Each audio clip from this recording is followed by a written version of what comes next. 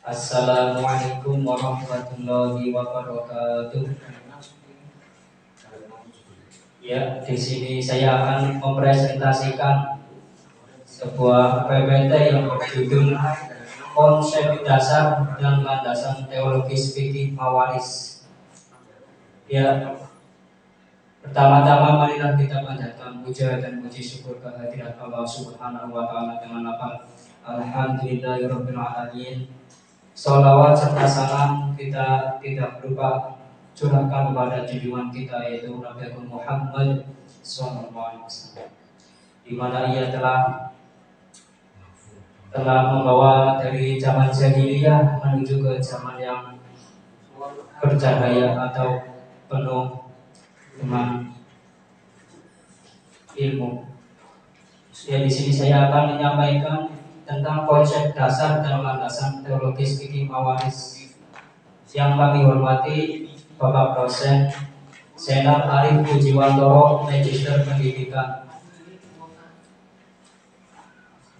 Di sini saya akan menyampaikan ada 3 poin ya. Yang pertama yaitu pengertian fikih mawaris serta istilah-istilah yang ada di dalamnya. Ya, pengertian fikih mawaris ini berasal dari secara etimologis adalah bentuk jamak dari kata tunggal miras, artinya warisan, dan miras itu sendiri sebagai masdar dari warosa yarisu irsan wangi rosan, yang semakna dengan harta peninggalan, yaitu harta peninggalan dari orang yang meninggal. Fikih mawaris adalah cabang fikih atau hukum yang mengatur tata cara pembagian warisan atau harta peninggalan dalam Islam dan hak-hak pewaris setelah seseorang meninggal dunia. Kemudian rukun mawaris ini ada 3 pihak yang wajib terlibat di dalam pelaksanaan rukun mawaris, yaitu yang pertama pewaris atau biasa juga disebut al-muwaris adalah pemilik harta warisan yang telah meninggal. Dan yang kedua ahli waris, yaitu yang juga dikenal dengan istilah al-waris adalah pihak penerima harta. Biasanya mereka masih memiliki hubungan darah atau pernikahan dengan pewaris. Salah satu syarat untuk menjadi pihak ini masih dalam keadaan hidup ketika al-muwaris meninggal dunia. Yang ketiga ada tirkah. Rukun ketiga mawaris adalah tirkah, yaitu harta yang ditinggalkan al-muwaris pada al-waris.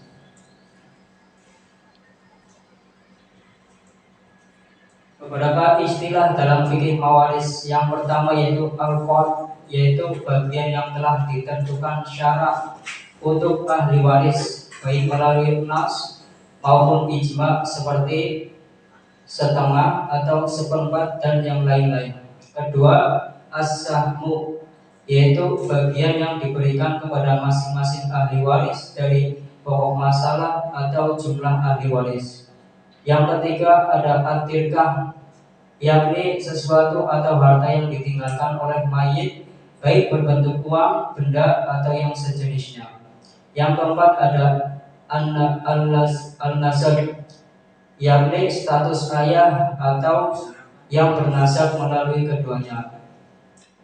Yang kelima ada al-jamu wal adad, yakni setiap yang lebih dari satu, seperti berkumpulnya 2 anak perempuan dan beberapa anak perempuan. Dan yang keenam ada al-farqu. Kata al-farqu apabila dimutlakkan, maka yang dikehendaki adalah anak laki-laki mayit dan anak perempuan mayit serta keturunan dari keduanya. Dan yang ketujuh ini ada al-aslu. Kata al-aslu apabila dimutlakkan, yang dimaksud adalah ayah dan ibu mayit, kakek, nenek, dan terus ke atas. Namun apabila dikatakan al-aslu al-zakar, yang dimaksudkan adalah ayah dan kakek saja. Dan yang kedelapan ini ada al-walad, yakni anak yang dilahirkan seseorang sebelum meninggal, baik berupa laki-laki maupun perempuan. Yang kesembilan ada al-waris, yakni orang yang berhak mendapatkan bagian dari harta peninggalan. sekalipun secara realita ia tidak bisa mengambilnya seperti ahli waris yang terhalang. Yang ke-10 ada al-akhu wa al-am. Kata al-akhu atau saudara apabila dimutlakkan mencakup saudara kandung, saudara seayah dan saudara seibu. Sedangkan al-am atau paman apabila dimutlakkan hanya mencakup paman kandung dan paman seayah.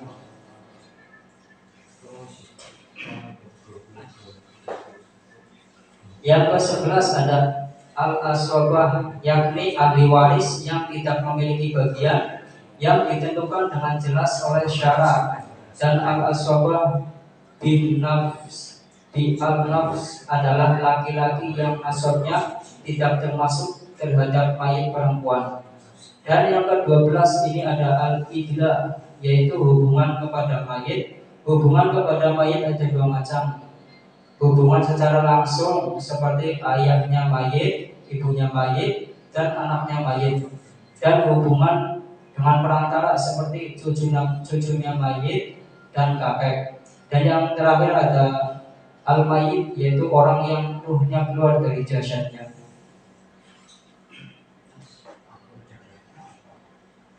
Poin yang kedua yaitu sejarah kewarisan. Sejarah kewarisan dalam Islam memiliki akar yang kuat dalam Al-Quran dan tradisi Nabi Muhammad SAW. Konsep dan praktik pembagian warisan telah ada sejak zaman pra-Islam di wilayah Arab. Namun Islam memberikan kerangka hukum yang lebih jelas dan terperinci tentang hal ini. Pada zaman pra-Islam, praktik pembagian warisan seringkali tidak adil dan berpotensi menimbulkan konflik di antara keluarga dan suku. Islam menghadapi tugas untuk membawa perubahan dalam praktik ini dan memperkenalkan prinsip-prinsip yang lebih adil dan seimbang dalam pembagian harta warisan.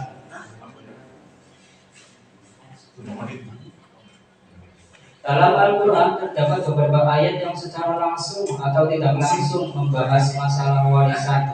Salah satu ayat yang paling terkenal yaitu adalah Quran surat An-Nisa ayat 11, yaitu yang mengatur pembagian warisan antara anak-anak, suami, istri, dan orang tua. Ayat ini memberikan pedoman tentang bagaimana harta peninggalan seharusnya dibagi secara adil. Nabi Muhammad SAW juga memberikan arahan dan petunjuk kepada umatnya tentang hukum waris melalui hadis-hadis yang diriwayatkan. Hadis-hadis ini memberikan contoh konkret tentang cara pembagian warisan dalam berbagai situasi, serta memberikan penekanan pada keahlian dan keperpihakan kepada ahli waris yang berhak atas harta.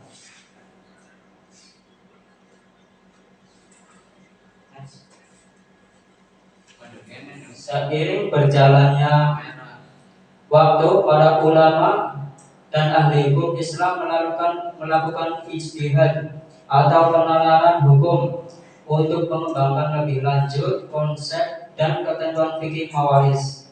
Mereka mempelajari Al-Quran, hadis, serta menganalisis konteks sosial dan kebutuhan umat muslim pada saat itu. Hasil dari ijtihad ini adalah pengembangan sistem hukum yang lebih rinci dan menyeluruh tentang fikih mawaris. Sejak masa awal Islam hingga saat ini, fikih mawaris tetap menjadi bagian penting dalam praktik kehidupan umat muslim. Berbagai tradisi dan praktik lokal juga dapat mempengaruhi interpretasi dan penerapan fikih mawaris dalam berbagai komunitas muslim di seluruh dunia. Namun, konsep dasar dan prinsip-prinsip yang mendasari pembagian warisan tetap menjadi pijakan utama dalam hukum warisan Islam. Next. Dan poin yang ketiga ini sumber-sumber hukum kewarisan Islam. Di sini ada 4, yaitu Al-Quran, hadis, ijma, qiyas, dan ijtihad. Yang pertama Al-Quran. Al-Quran ini adalah sumber utama hukum Islam dan menjadi pijakan pertama dalam menetapkan ketentuan-ketentuan fikih mawaris. Ini yang saya cantumkan di sini ada Al-Quran surat An-Nisa ayat 7. yang berbunyi lirijali nasibum mimma tarakal walidani wal aqrabuna walin nisa'i nasibum mimma tarakal walidani wal aqrabuna mimma walakinhu au katsura nasibu mafruḍ, yang artinya bagi laki-laki ada hak bagian dari harta peninggalan kedua orang tua dan kerabatnya, dan bagi perempuan ada hak bagian pula dari harta peninggalan kedua orang tua dan kerabatnya, baik sedikit maupun banyak menurut bagian yang telah ditetapkan. Yang kedua, sumber hukum mawaris yaitu hadis. Hadis adalah perkataan, tindakan, dan persetujuan Nabi Muhammad SAW, merupakan sumber kedua dalam hukum mawaris. Hadis-hadis yang diriwayatkan dari Nabi Muhammad SAW memberikan contoh konkret dan penjelasan lebih rinci tentang bagaimana pembagian warisan seharusnya dilakukan. Hadis-hadis ini mencakup situasi-situasi nyata di masa Nabi dan memberikan petunjuk kepada umat muslim tentang hukum waris.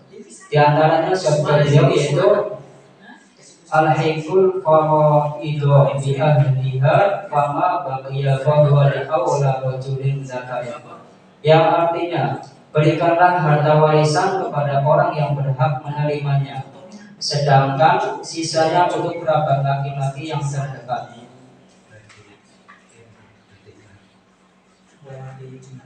Yang ketiga ada ijma. Ijma adalah kesepakatan ulama pada suatu masa tentang hukum waris.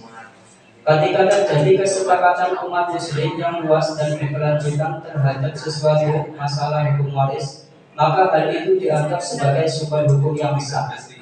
Dan yang keempat yaitu ada qiyas atau analogi. Qiyas adalah metode penalaran hukum dengan membandingkan suatu masalah baru dengan kasus yang telah ditetapkan dalam Al-Quran, hadis, atau ijma. Dan yang kelima ada ijtihad yaitu penalaran hukum. Ijtihad adalah usaha para ulama untuk memahami dan menetapkan hukum dalam konteks zaman dan kondisi sosial yang berubah-ubah. Nah, dari pemaparan tadi dapat kami simpulkan yaitu yang pertama, satu, konsep dasar dan landasan teologis fikih mawaris sangat penting dalam Islam. Konsep dasar ini melibatkan prinsip-prinsip yang mengatur pembagian warisan secara adil, termasuk pengakuan terhadap ahli waris tetap dan tidak tetap. Landasan teologisnya mencakup Al-Quran, hadis, ijma, qiyas, dan ijtihad. Dan yang kedua, harta warisan adalah harta yang dalam istilah faraid dinamakan tirkah atau peninggalan, merupakan sesuatu atau harta kekayaan oleh orang yang telah meninggal dunia, baik berupa uang atau materi lainnya yang dibenarkan oleh syariat Islam untuk diwariskan kepada ahli warisnya. Dan yang terakhir yaitu pentingnya pembagian warisan untuk orang-orang yang ditinggalkan dengan seadil-adilnya sudah diatur dalam Islam, mencegah terjadinya konflik antar ahli waris dan menghindari perpecahan ukhuwah persaudaraan antar sesama keluarga dan yang masih hidup. Itulah yang dapat kami sampaikan tentang apa tadi? Tentang mawaris. Sekian dari kami, kurang lebihnya mohon maaf. Billahi taufiq wal hidayah. Wassalamualaikum warahmatullahi wabarakatuh.